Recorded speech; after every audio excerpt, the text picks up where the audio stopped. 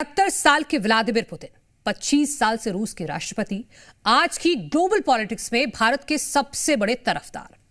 Europe और America की चुनौतियों के बीच इतने पावरफुल कि भारत से 7 दशक पुरानी दोस्ती के आगे किसी की परवाह नहीं। अपने खिलाफ 125 देशों में जारी अरेस्ट वारंट की भी नहीं। और आप ये जानकर हैरान रह जाएंगे कि पुतिन की जिंदगी में पावर की कहानी शुरू होती है मॉस्को के एक सिंगल रूम फ्लैट से। यहीं से शुरू होती है पुतिन की journey agent to mister president बनने की।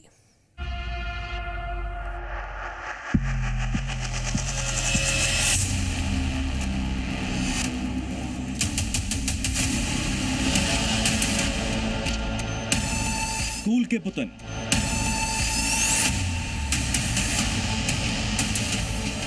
कॉलेज के पुतिन, केजीबी के पुतिन,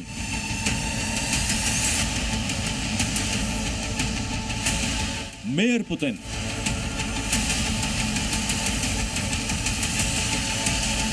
प्राइम मिनिस्टर पुतिन,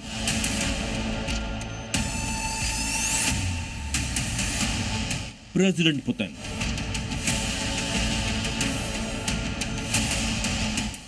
रूसी राष्ट्रपति की जिंदगी की ये वो 6 तस्वीरें 6 मुकाम की तरह हैं। 6 तस्वीरों के बीच छिपा व्लादिमीर पुतिन का पूरा रहस्य।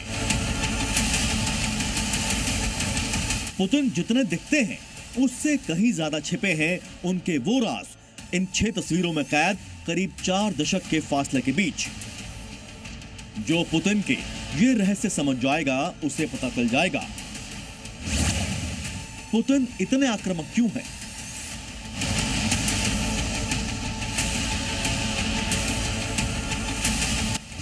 पुतिन इतने जिद्दी जुनूनी क्यों हैं?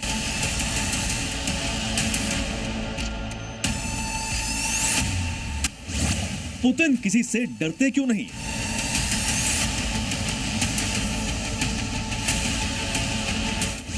पुतिन मोर्चे से पीछे हटते क्यों नहीं?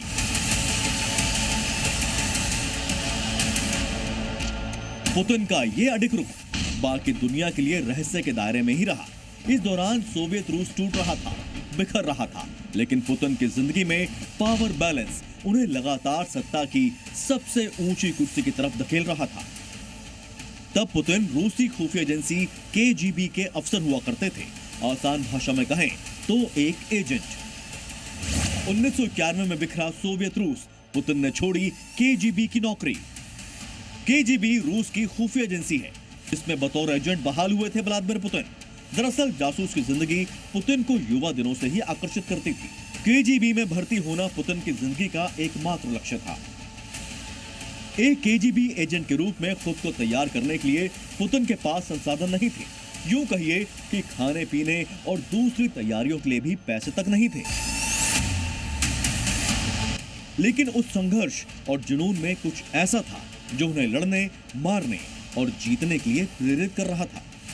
इस दौर में पुतिन की जिंदगी में 3 चीजों से उनका सामना हो रहा था: भयंकर गरीबी, चूहों का अटैक, गली के गुंडे और जेम्स बॉन्ड। पुतिन की जिंदगी में यह विडंबना समझिए आप जरा। पुतिन के दादा रूस के निर्माता कहे जाने वाले लेनिन और स्टालिन के रसोइया हुआ करते थे, जबकि पिता सोवियत संघ की नेवी में काम करते थे।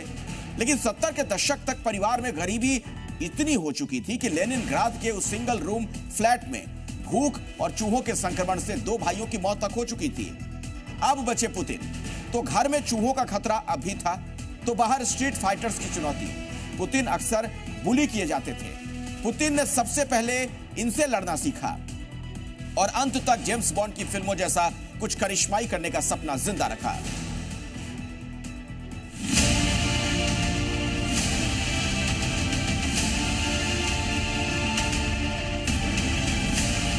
नब्बे का दशक जब केजीबी के लिए पूर्वी जर्मनी में काम कर रहा एक लड़का जासूस की नौकरी छोड़कर सेंट पीटर्सबर्ग लौटा। वो शहर जहां उस लड़के ने फिल्मों के जेम्स बॉन्ड की तरह कुछ चमत्कारी काम असल जिंदगी में करने का सपना देखा था। ये 1992 के आसपास की बात है। तब के पुतिन कुछ ऐसे स्मार्ट और जेम्स बॉन्ड की तरह डायनेमिक दिखते थे। वो जूडो के अच्छे फाइटर तो थे ही, इसमें वो ब्लैक बेल्ट भी हासिल कर चुके हैं। पुतिन के जूडो फाइटर बनने के पीछे एक रहस्य है। उनका स्ट्रीट फाइटर होना। उस दौर में रूस में स्ट्रीट फाइटर्स दरअसल छोटे मोटे क्रिमिनल्स होते थे जो आपसी दबदबे की लड़ाई में एक दूसरे पर हमले करते थे। इनसे बुली होने से बचने और खुद को ताकतवर बनाने के लिए पुतिन ने जूडो सीखना शुरू किया। पुतिन ने जूडो जैसे मार्शल आर्ट्स के जरिए खुद को एक मिशन से जोड़ा। नियमित जूडो ट्रेनिंग के दौरान न सिर्फ पुतिन स्ट्रीट फाइटर्स पर भारी पड़े, बल्कि आगे के लिए लक्ष्य भी नया मिल गया। वो लक्ष्य था जेम्स बॉन्ड की तरह बनना।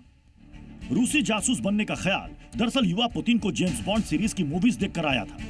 वो फिल्मी जेम्स बॉन्ड की तरह कुछ करिश्माई काम करना चाहते थे। पुतिन रूस की खुफिया एजेंसी केजीबी में भर्ती कर लिए गए। ये काम उन्होंने करीब एक दशक तक किया भी, लेकिन सोवियत रूस के विघटन के बाद सेंट पीटर्सबर्ग आने के बाद उनका प्लान कुछ और हो चुका था। सेंट पीटर्सबर्ग लौटने के बाद पुतिन ने राजनीति में हाथ आजमाने का फैसला किया। इसकी शुरुआत भी जल्द हो गई। पुतिन के पुराने लॉ प्रोफेसर एनाटोली सोचबैंक उस वक्त सेंट पीटर्सबर्ग के मेयर थे। पुतिन सबसे पहले उन्हीं के पास गए। प्रोफेसर एनाटोली ने उन्हें सेंट पीटर्सबर्ग का डिप्टी मेयर बना लिया। सेंट पीटर्सबर्ग की फॉरेन इकोनॉमिक रिलेशन कमेटी के चेयरमैन बना दिए गए।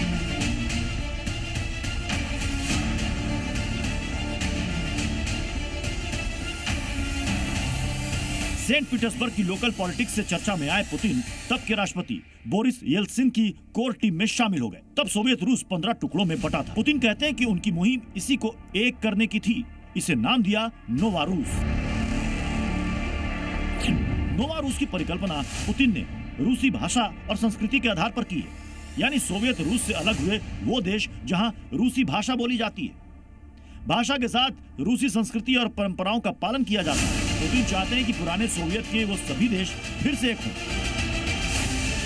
इस मिशन के साथ पुतिन इतने सक्रिय थे कि 7 साल के भीतर ही बोरिस येल्त्सिन ने उन्हें अपना प्रधानमंत्री बना दिया। बोरिस येल्त्सिन ने अगस्त 1999 में पुतिन को 3 प्रधानमंत्रियों से एक नियुक्त किया था, लेकिन दिसंबर 1999 में पुतिन पीएम पद से अचानक इस्तीफे का ऐलान करते हैं और कुछ घंटों के बाद ही रूस के कार्यवाहक राष्ट्रपति के रूप में शपथ लेते हैं।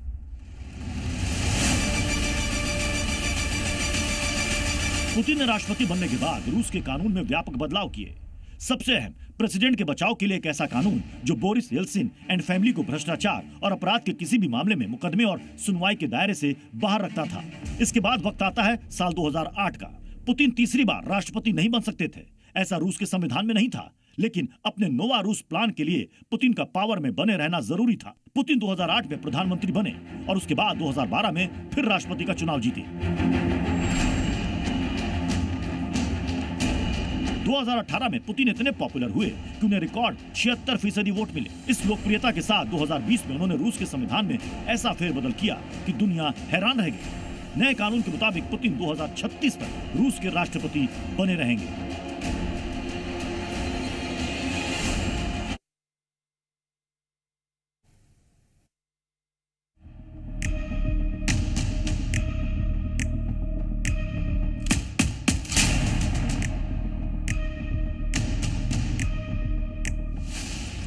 क्रेमलिन का गलियारा हो, मिलिट्री परेड का निरीक्षण हो, अलास्का में रेड कारपेट वॉक हो, अंतरराष्ट्रीय मंच पर कदम रखते हो, जब किसी कमरे में दाखिल होते हो, पुतिन का राइट हैंड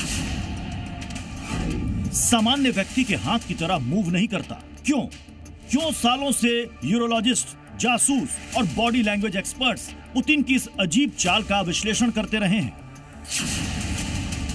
आखिर क्या है पुतिन की इस चाल का रहस्य?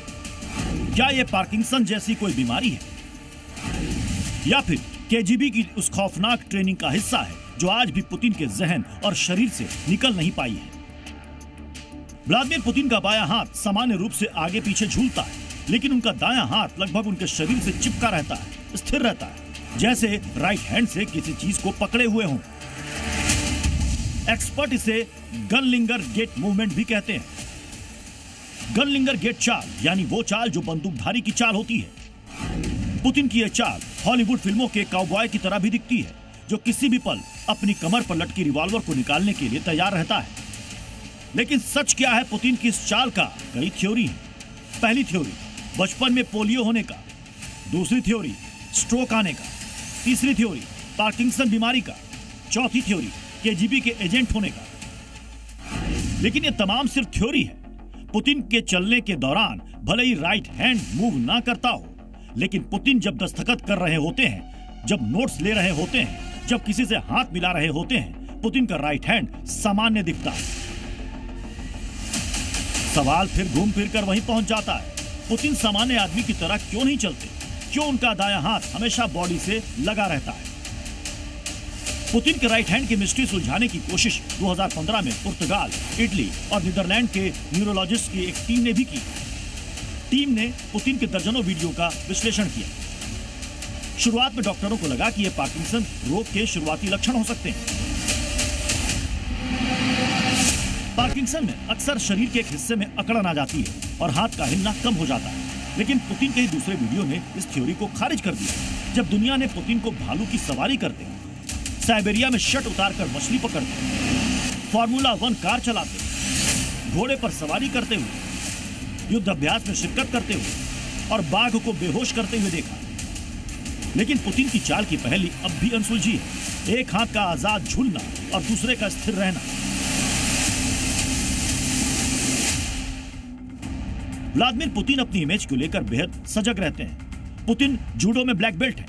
73 साल के पुतिन बिल्कुल चुस्त दुरुस्त हैं। वीडियो में पुतिन के दाहिने हाथ में ताकत बिल्कुल कम नहीं दिखती। फिर क्या कारण है कि पुतिन जब चलते हैं तो दाहिना हाथ नहीं हिलता?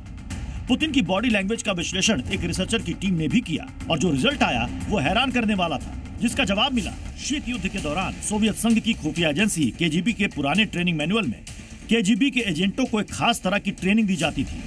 केजीबी के एजेंटों को चलने का तरीका सिखाया जाता है। चलने के दौरान हथियार वाले हाथ यानी दाहिने हाथ को छाती के करीब या अपनी कमर के पास स्थिर रखना, ताकि जरूरत पड़ने पर आप पलक झपकते ही अपनी बंदूक निकाल सकें और दुश्मन पर फायर कर सकें। तो क्या पुतिन प्रेसिडेंट बनने के बाद भी एजेंट वाली चाल चलते हैं? अपनी सुरक्षा के लिए सजग, सावधान और सचेत रहते हैं। ये थ्योरी बहुत मजबूत है। पुतिन अकेले ऐसे रूसी नहीं है जो इस तरह से चलते हैं। रूस के पूर्व प्रधानमंत्री और राष्ट्रपति दिमित्री मेदवेदेव और सर्गेई इवानोव भी लगभग इसी अंदाज में चलते हैं। मेदवेदेव का कोई सैन्य या जासूसी बैकग्राउंड नहीं रहा, लेकिन कहा जाता है कि अपने बॉस पुतिन के प्रभाव में उन्हीं की तरह वो चलते हैं। पुतिन दुनिया के सबसे फिट नेताओं में शुमार है। पुतिन की राइट हैंड थ्योरी अब भी दुनिया के लिए एक पहेली है, क्योंकि इसका पूरा सच सिर्फ खुद पुतिन ही बता सकते हैं। ब्यूरो रिपोर्ट, जी मीडिया।